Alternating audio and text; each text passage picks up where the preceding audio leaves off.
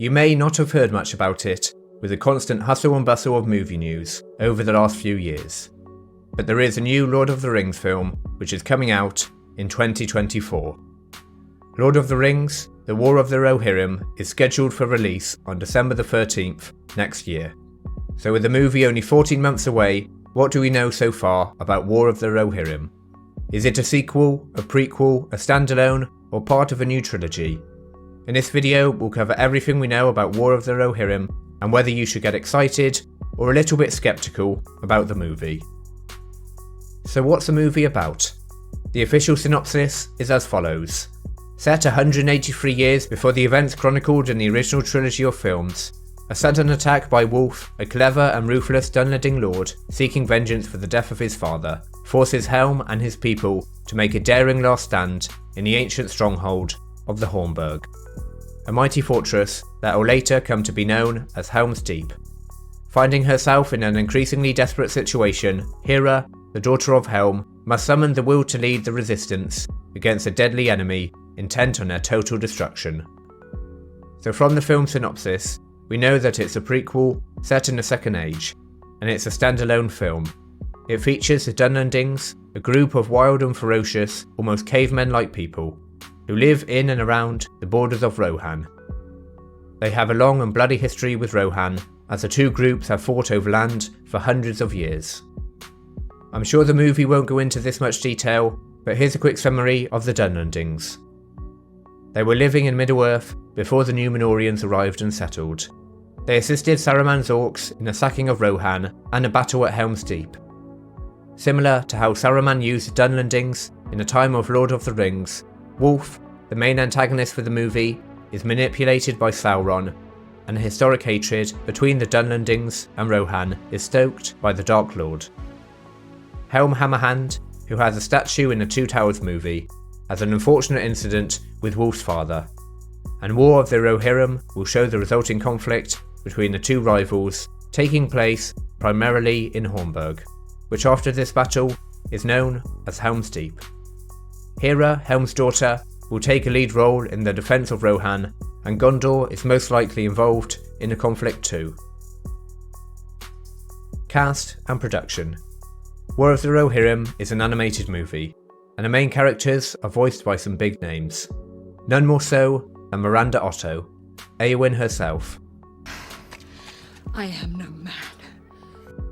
As War of the Rohirrim is set around 200 years before Éowyn was born, she won't be taking an active role in the events of the film. Éowyn is the narrator who will introduce the events taking place and the main players involved in the conflict. Perhaps the in-film explanation for Éowyn's narration will be that she is reading a story to her and Faramir's children, and then we zoom in on the book and the story comes to life. Helm Hammerhand is voiced by Succession's Brian Cox, and Wolf is voiced by Luke Pasqualino, who many will most associate as D'Artagnan from the BBC series The Musketeers. Sean Dooley is voicing Freka, Wolf's father, and Gaia Wise is voicing Helm's daughter, Hera. War of the Rohirrim is directed by Japanese animator Kenji Kamiyama. He has an extensive back catalogue of anime films and shows which he's written and directed, dating back decades, including Ghost in a Shell, Akira, and Ultraman. New Line Cinema returns as the production studio behind the film, as they have maintained the rights to films set in Tolkien's world. Amazon, as we know, have the rights to The Making of the Rings and The Downfall of Númenor, but it seems that New Line Cinema have kept some, if not all of the rights, to make films set in Tolkien's world. War of the Rohirrim will be in a similar style to the original Peter Jackson trilogy, so we will be seeing Helm's Deep, Rohan, and potentially other places brought straight from the Lord of the Rings movies into animation. It's rumoured to be a PG-13, and it's pretty much solely focused on the battle at Hornburg. So good news for those who like the battle in Helm's Deep in the Two Towers. The movie is a prelude to Peter Jackson's film and should mimic the visuals and tone of his movies. It's not connected in any way to the Rings of Power, which may be a relief to many. So that's the plot, cast, and pretty much everything we know so far about War of the Rohirrim. So now I'd like to cover a few reasons why we should be excited for the film, and also a few reasons why we should perhaps be a bit sceptical.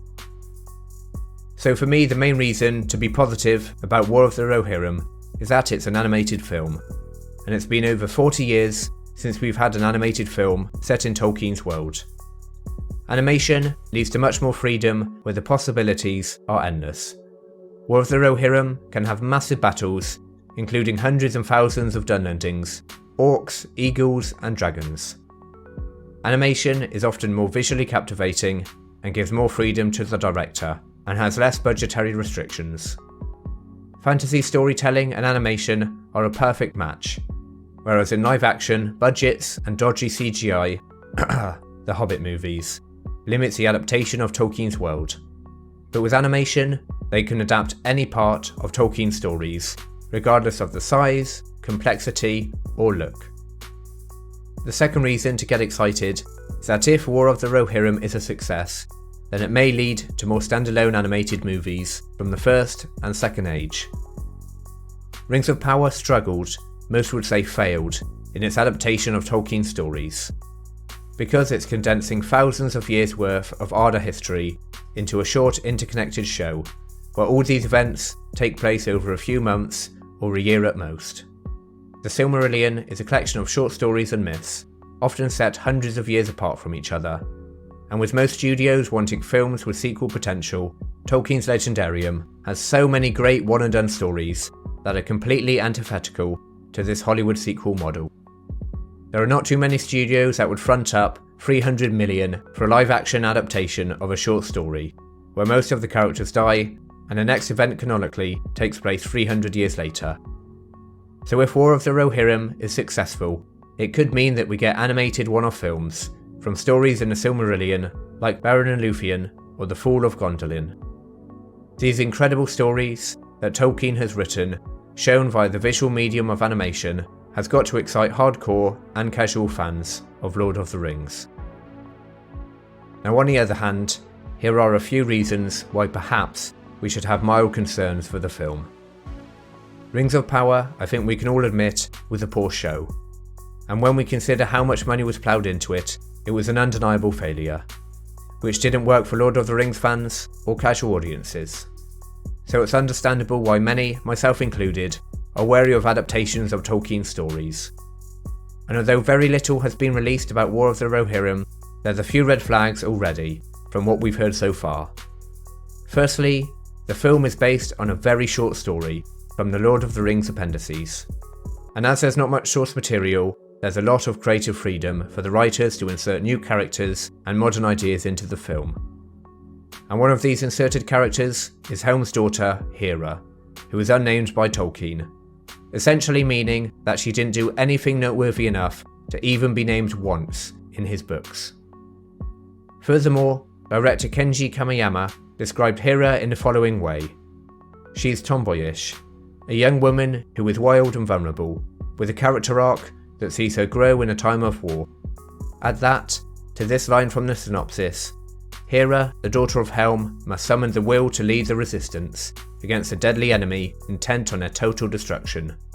So with these two insights into Hera, it very much looks like we're getting another girl boss insert, the likes of which we've seen time and time again over the last few decades. Hera, being yet another made-up tomboy girl boss character, is a worrying sign, as we've already seen Galadriel being completely unrecognisable from Tolkien's original character in Rings of Power. And with plenty of recent examples of female characters who act boyish, which is essentially a synonym for being an arrogant, unapologetic, perfect warrior queen. So upon the film's release, prepare to be unsurprised if the character Hera gets a lot of flack online, and is called the next Mary Sue, or is being compared to Galadriel from Rings of Power. Another reason to be slightly trepidatious for War of the Rohirrim is that one thing Star Wars, Star Trek, MCU and Witcher fans can agree on, is that the quantity over quality approach over the last few years has not worked for these franchises. And War of the Rohirrim could be a sign that Tolkien's world is about to go down that route as well.